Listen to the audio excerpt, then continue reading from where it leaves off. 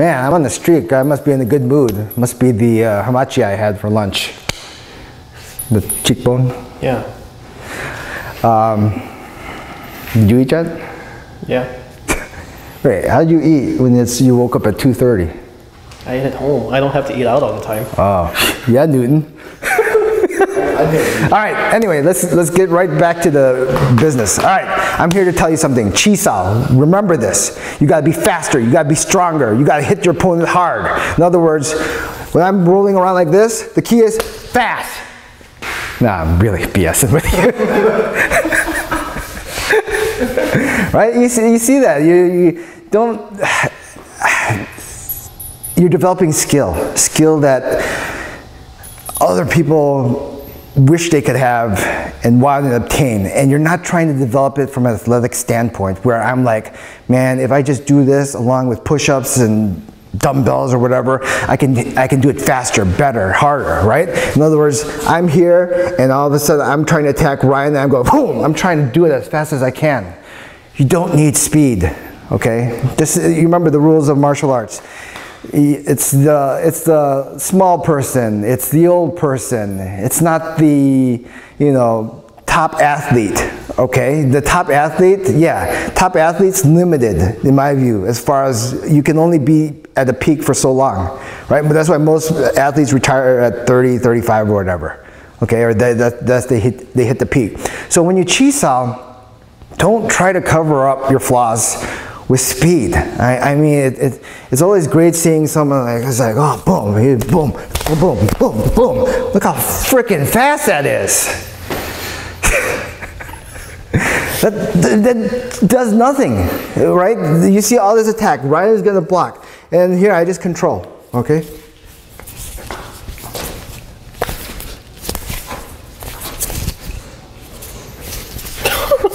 Are you blocking? I'm trying. You don't need speed, you need timing. The timing to actually apply the technique, okay? Why? Because everything my hand does, when I do anything, it's passive, right? But once you make your hands active, it's kind of like saying the hand talks and now it has to listen, all right? So what does that mean? All right, so a lot of times, look at my hand technique. If I go like this, boom, fast, right? Okay, that means I'm talking, and when I go active on this point here, think of it this way. What's supporting the body, what's supporting the hand?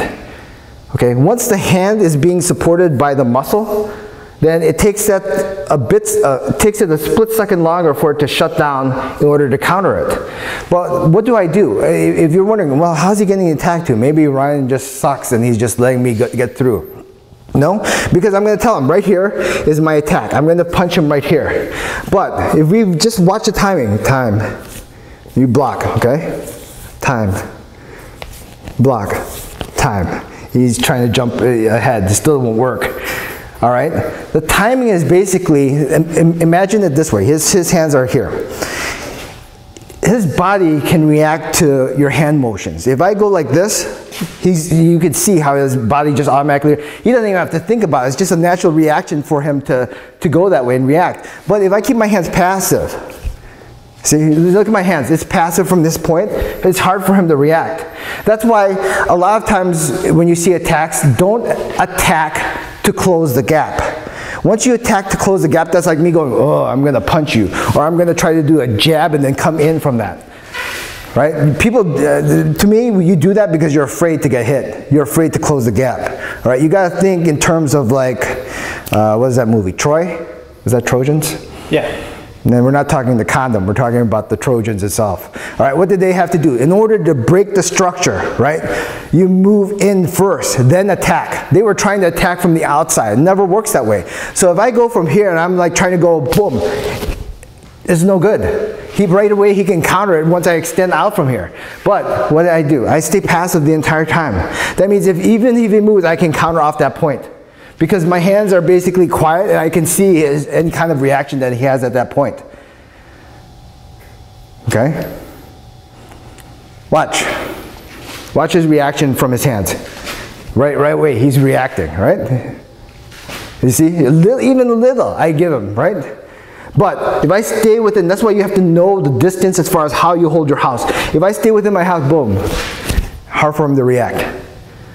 Right? Even, remember Wing Chun saying, if I move first, I still hit him. If he moves first, I still hit him again.